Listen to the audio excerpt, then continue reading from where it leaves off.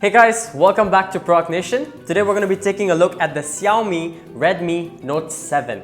Now this is supposed to be up there in the most affordable range smartphones from Xiaomi, and it's supposed to be really good. So let's get into this review. So what we have here is the global version of the Note 7. So let's open this up. Alright, so let's get this. Okay, here we have the usual stuff. Pin for opening up SIM tray, and there's, it comes with a case inside, that's great. So yeah, let's not look at that. Let's go straight for the good stuff. There is the phone right there. So that is it, Xiaomi Redmi Note 7. We have this version of the phone. It comes in multiple colors. I'm going to put that up on screen, but this is the one that we have for the review. And I have to say, it looks quite cool. Do you see the colors changing? So right off the bat from the phone, what you can see is that it has two cameras at the back, right there. Dual cameras, one's for a depth sensor, which is a 5 megapixel camera. Fingerprint scanner right there at the back. In the front, we have the teardrop shape, notch cutout, and it's a single camera unit. At the bottom, we have a USB-C type charger with the microphone and the speaker cutout. It's a single speaker unit. There's no speaker up there at the top. One speaker only. We also have a headphone jack at the top, which is great. I love me some headphone jacks. Also, we have an IR blaster, so you can control anything infrared using this phone, which is awesome. The phone's quite heavy, not very heavy, but it does have some weight to it. It's got Gorilla Glass up in the front and the back. The sides are made of plastic. All right, so I've already set up the facial recognition and the fingerprint scanner. So we're gonna check how quick this is.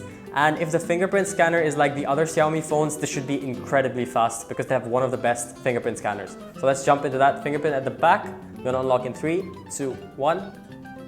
That's in. That's quite fast. Let's do that one more time. 3, 2, 1. That's lightning fast, man. Like, off, on, off, on, off, on. 3, 2, 1. That's crazy. I've set up the facial recognition already, so as soon as I unlock the phone, it should unlock using my face. So let's try that. 3, 2, 1. That's in. That's insane. That is crazy fast. Okay, let's try that one more time. 3, 2, 1, and we're in. That's really fast. Quite impressive compared to the other phones that I've tried out, the flagship phones. And this is like 1/4 of the price, and it's capable of doing that. That's insane. Let me try.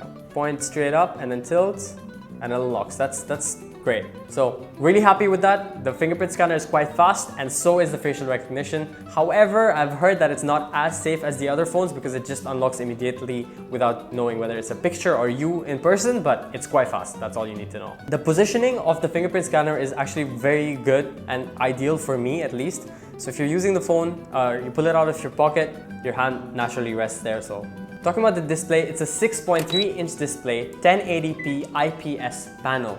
So what you get out of this is a 409 ppi pixel density, which is impressively more than the iPhone XR. And this phone is like a fraction of that price, which is crazy. So the side bezels are quite thin, as you can see.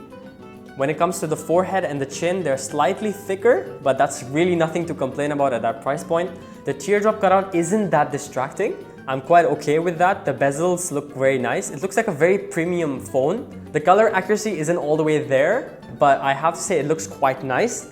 As a regular consumer, I wouldn't really be able to tell that the colors aren't accurate, but I really like how the screen looks on its own. Let's take a look at the speakers really quick. I'm gonna put this up at full volume. Look at the seasoning. It's just death and darkness and destruction. It's a very fun video, by the way. Check out. I'm going to link it over here. The speakers are just a single unit, like I said. It's not a stereo speaker. It's a very good device to consume media on, especially because of that 409 ppi. So it's quite sharp. It's not a 4K screen or even a 2K screen. Very nice brightness for an LCD screen. I'm quite happy with that. So as you can see, the phone is quite fluid. I'm launching all these apps. This is the app switcher. So as you can see, all your apps show up this way instead of scrolling through them the usual way. They're all here at a glance, and you can just click in to get into that app like that. And if you want to close out the app, you just throw it wherever you want, which is quite cool. All right, so talking about the cameras really quick, as I said, there are two different units. You have your filters, which I'm pretty sure no one uses. There's an HDR mode right here, which is very interesting when it comes to high dynamic range situations. The video here does 1080 at 30 FPS.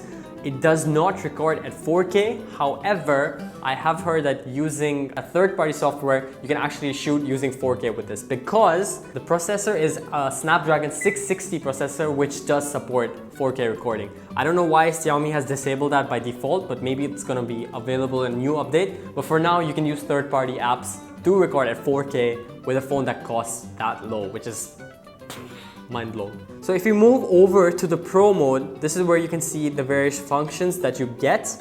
You have your white balance control where you can change your white balance around, as you can see. Focusing distance. This is your shutter speed. But the most interesting aspect of the Pro mode is right up here, the 48 megapixel camera. So if you do use the 48 megapixel camera, you're gonna get a really sharp, very sharp image, and you can crop in and zoom in and still maintain quality because of that massive file size. Where it gets interesting is the phone has a technology where it can take multiple pixels and fuse them into one to create a 12 megapixel file, but because the pixels are so massive, you can actually save a lot of light and cut out a lot of noise and grain from your images. This is a very smart technology, and the way they've implemented it can be really cool. However, from my testing and a few pictures that I'm gonna put up on screen now, you can see that it doesn't really perform as good as it looks on specs.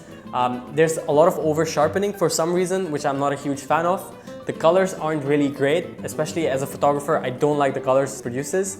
But then again, you have to look at the price point and what you're really getting out of a phone that's this cheap. I'm trying to be very skeptical about every feature that it claims to have, but at this price point, it kind of does support all of that. It's quite good at what it says that it can do. It does come with a 4000 milliamp hour battery, which is quite large for this current size. The phone that I'm using right now is the S9 Plus, and even that doesn't have such a big battery.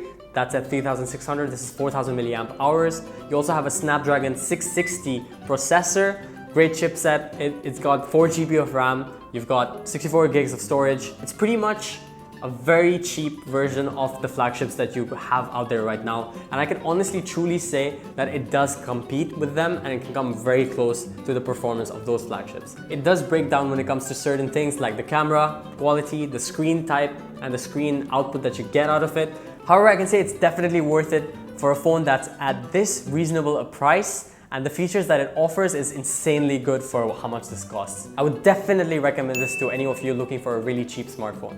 It's a very good option. You should definitely check it out. Xiaomi Redmi Note 7. So I really hope you guys enjoyed this video. If you want more of these kind of videos where we talk about various electronics and break them down and talk about what makes them really good or makes them really bad, we can talk about those.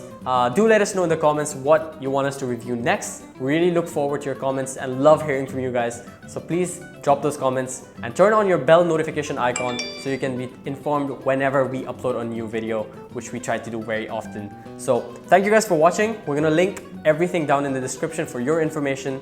If you want to purchase this phone, we're gonna link that down below as well. Definitely check that out. Thank you for watching. Until next time. I'm so tired.